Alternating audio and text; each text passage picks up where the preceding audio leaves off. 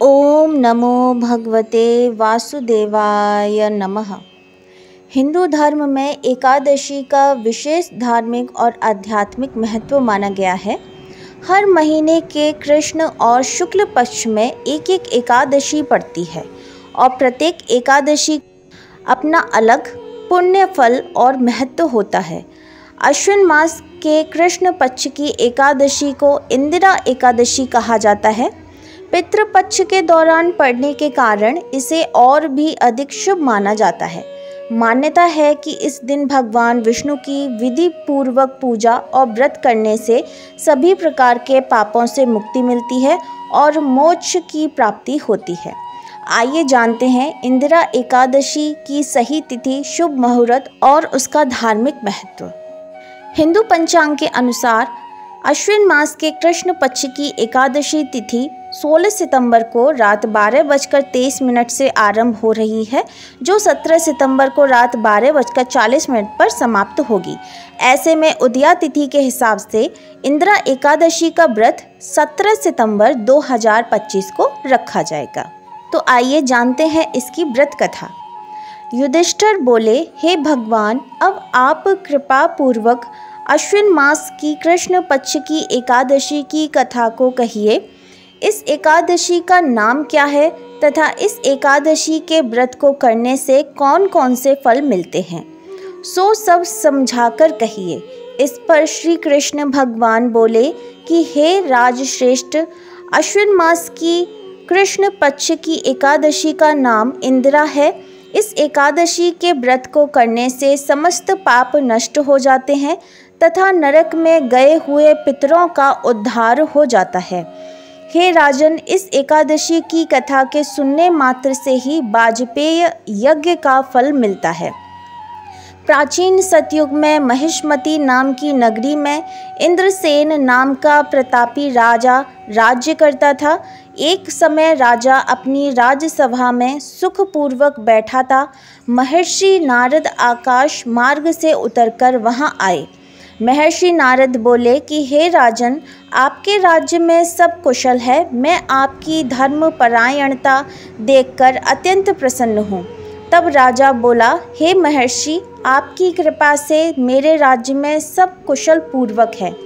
इस पर नारद जी बोले कि हे राजन, मुझे एक महान आश्चर्य हो रहा है कि एक समय जब मैं ब्रह्मलोक से यमलोक को गया था तो उस जगह यमराज की सभा के मध्य में मैंने तुम्हारे पिताजी को बैठे देखा था।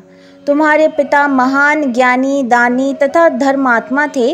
वे एकादशी का व्रत बिगड़ जाने से यमलोक को चले गए। तुम्हारे पिता ने मुझसे तुम्हारे लिए एक समाचार भेजा है कि यदि मेरा पुत्र इंद्रसेन अश्विन मास के कृष्ण पक्ष की इंदिरा एकादशी का व्रत करे और उस व्रत का फल मुझे दे दे तो मेरी मुक्ति हो जाएगी और इस लोक से छूटकर मैं स्वर्ग लोक में वास करूंगा। जब राजा ने महर्षि नारद जी से ऐसे वाक्यों को सुना तो उसे महान दुख हुआ और वह इंदिरा एकादशी के व्रत की विधि पूछने लगा कि हे नारद, अब आप मुझे इस एकादशी के व्रत की विधि बतलाइए। इस पर नारद जी बोले कि हे राजन, अश्विन मास की कृष्ण पक्ष की दशमी के दिन प्रातःकाल श्रद्धा सहित स्नान करना चाहिए। इसके पश्चात दोपहर को भी स्नान करना चाहिए। उस समय जल से निकलकर श्रद्धा पूर्वक पितरों का श्राद्ध करें और उस दिन एक समय भोजन करें और रात्रि को पृथ्वी पर शयन करें। इससे दूसरे दिन अर्थात एकादशी के दिन प्रातःकाल दातुन करें और स्नान करें।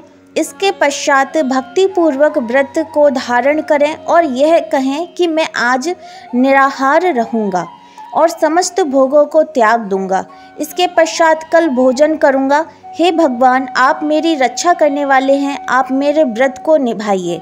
इस प्रकार आचरण करके दोपहर को शालिग्राम की मूर्ति का भोग लगावें।